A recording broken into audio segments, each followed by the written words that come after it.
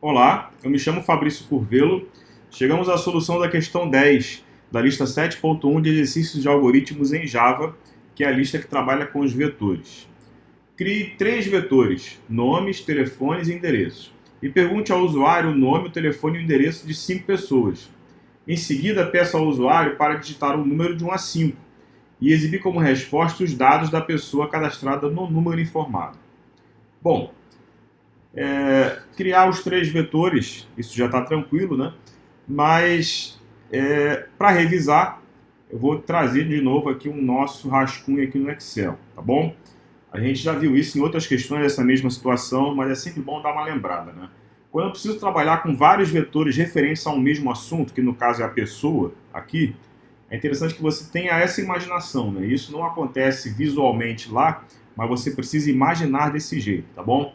Eu vou criar um laço, que no caso aqui está sendo for, com o contador começando em 0 e ainda até menor do que 5, porque os 3 vetores que a questão pediu são do mesmo tamanho, que são 5 posições. Então, eles vão indexados de 0 até 4, e por isso que eu boto o contador menor do que 5 para ele parar em 4.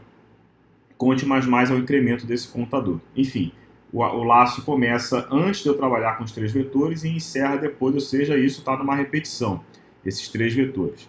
Dentro dessa repetição, eu vou ficar perguntando os dados para cadastrar nesses 3 vetores. Sendo que se eu coloquei a pergunta, uma para cada um vetor, dentro do mesmo laço, isso vai acontecer na seguinte situação. Quando o contador está valendo 0, eu vou pedir um nome para guardar no vetor nome. Então vamos supor que a pessoa me respondeu Ana. Então a Ana está na posição 0. Em seguida eu vou perguntar o telefone da Ana. Então vamos supor que a pessoa me responda isso aqui como sendo o telefone da Ana. Então vai ficar na posição 0 do vetor telefone. Em seguida eu vou perguntar o endereço da Ana. Aí a pessoa vai me responder o endereço da Ana, que vai ficar na posição 0 do vetor endereço. Quando esse laço termina e roda aqui novamente, o contador fica valendo 1. Então eu vou perguntar o nome da próxima pessoa que vai parar aqui na posição 1. Então pode ser, por exemplo, Jorge.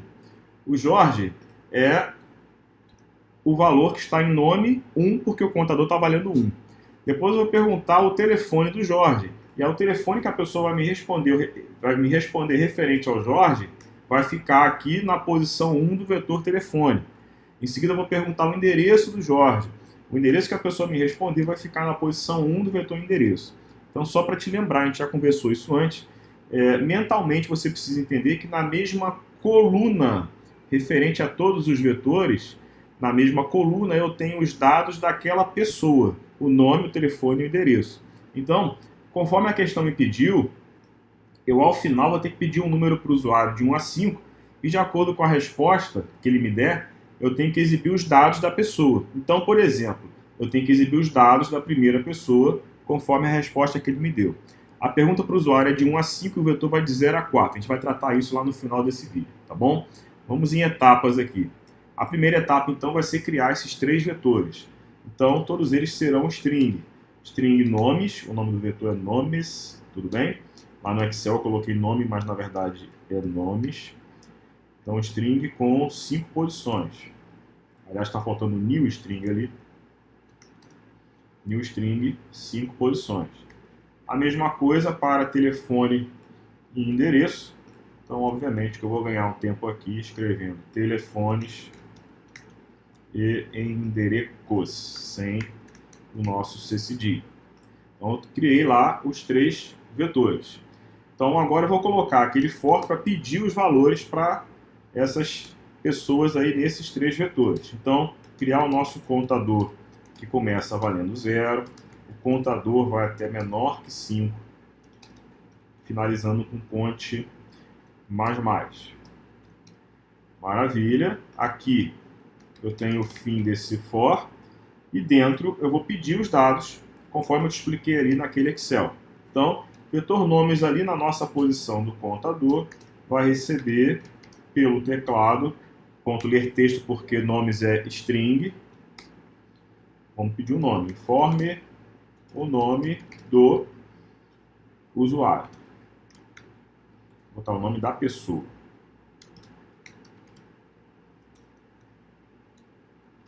Seguido da pergunta do telefone dela.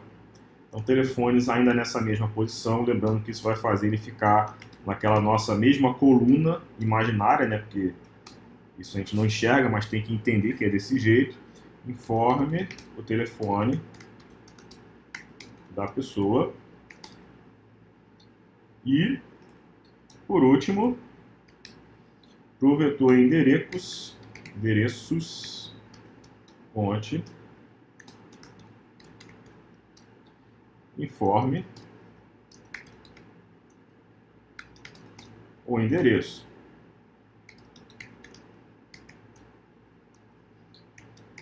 Da pessoa. Maravilha. Com isso, esse laço vai trabalhar preenchendo os 3 vetores, conforme eu te expliquei aqui, ali naquele pedaço ali que eu estava te mostrando com o Excel. Próxima etapa da questão é o seguinte: em seguida, peça ao usuário para digitar um número de 1 a 5 e exibir como resposta os dados da pessoa cadastrada no número informado. Bom, para pedir um número para o usuário, obviamente que eu vou precisar de uma variável para isso. E ela tem que ser int, porque é um número. Eu vou chamar de número mesmo, num. Tá bom? E essa pergunta é só feita uma vez, não tem mais repetição, não tem mais nada. Eu pergunto o número e digo quem é a pessoa, acabou. Então, eu vou criar aqui, vou fazer o seguinte aqui, ó. Num recebe teclado, ponto ler int, porque agora a variável é int. Informe um número para que seja exibida a pessoa correspondente.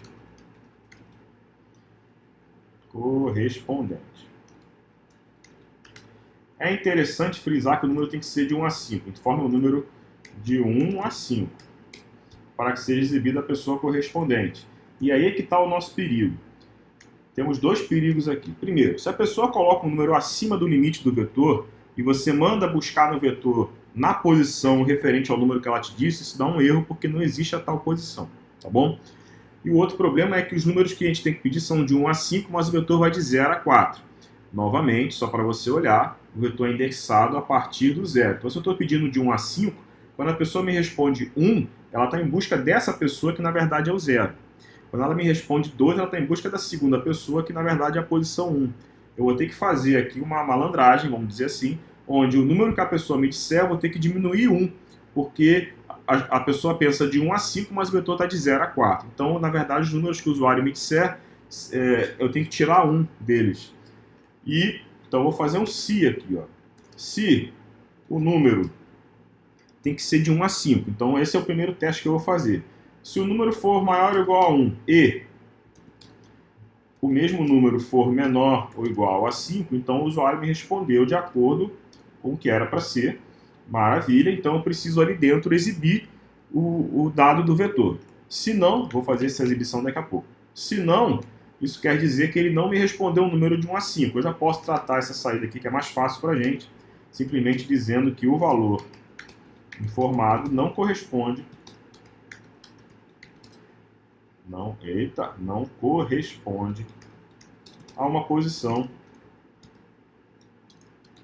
do vetor, existente no vetor. Então o usuário me respondeu 8, por exemplo. Ele vai cair nesse se não aqui e vai acabar a questão. A questão pediu para fazer isso, tá bom? Agora, se ele me respondeu um número de 1 a 5, agora eu vou voltar ali para tratar isso, então eu preciso exibir a pessoa, sendo que, novamente, se ele me respondeu 1, de novo, tem que sair a Ana, que está no 0. Então, maravilha. É fácil fazer isso. Sysout. Eu vou exibir a Ana. Então, vou botar aqui assim, ó. Pessoa cadastrada na posição... Vou juntar com o número. O número que ele me disse. Pessoa cadastrada na posição 1.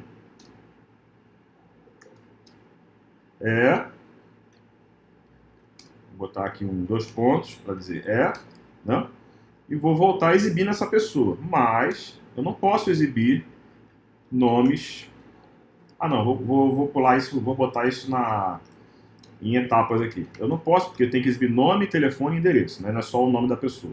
Vou fazer um sysout para cada um. Eu não posso exibir aqui o nome da pessoa puxando nomes na posição número. Porque é aquilo que vai acontecer. O usuário me disse 1, ele está querendo a Ana que está no 0. Então, eu tenho que exibir o nome na posição 0, que é o nome que ele me disse, a posição que ele me disse, menos 1. Olha ali a malandragem. Então, se ele me disse 1, faz a conta aqui, o menos 1 dá 0, então ele vai exibir nomes na posição 0. É isso, tá bom? Seguido do outro sysout, onde eu vou puxar aqui o telefone dessa pessoa, que vai estar lá no vetor telefones, na posição, mesma coisa, no 1 menos 1. E sysout novamente, onde eu vou exibir o endereço, e também, mesma malandragem, vai estar lá no vetor enderecos, na posição 1 menos 1. Certo? Então, quando ele responde o número de 1 a 5, eu exibo que ele vai pegar a pessoa que está naquela posição que ele me disse, ó, a pessoa cadastrada na posição 1. Maravilha. Mas na hora de exibir, eu vou exibir a pessoa que está em 1 menos 1, que é 0. Que vai trazer, então, conforme eu te mostrei ali no nosso gráfico, tá bom? Só para embelezar um pouquinho, esse for aqui é uma repetição de perguntas de nome, telefone e endereço 5 vezes para cada um. Só para o usuário não ficar perdido, eu vou colocar um sysout a mais aqui, simplesmente colocando um quebra-texto aqui, para entender que está mudando de pessoa. Senão vai ficar uma coisa tão repetitiva que ele se perde, tá bom? Maravilha, está pronta a nossa questão. Vou testar aqui para você ver. Vou botar aqui nomes simples, tá bom? A pessoa 1 é a P1. Ela tem um telefone 1 e ela mora no endereço 1. Depois eu tenho a pessoa P2, olha a divisão que eu fiz ali, tá vendo? Ela mora no endereço ela tem o telefone 2 e ela mora no endereço 2. Depois eu tenho a P3, que tem o telefone 3, que mora no endereço 3. A P4 tem o telefone 4, mora no endereço 4. A P5 tem o telefone 5, que mora no endereço 5. Ó, informa o número de 1 a 5 para exibir. Veja bem, eu quero exibir a pessoa 4, que na verdade está salva na posição 3. Então eu vou escrever aqui que eu quero a pessoa 4. Ele me disse, a pessoa 4 cadastrada, a P4, telefone 4, endereço 4. Está funcionando certinho. Não vou testar de novo, mas se eu colocasse um número mais alto do que 5, ele ia entrar por esse sinão aqui. Não vou testar isso porque vai gastar muito tempo do vídeo, mas eu acho que você já compreendeu, tá bom? Então tá aí mais uma questão concluída. Obrigado e até a próxima.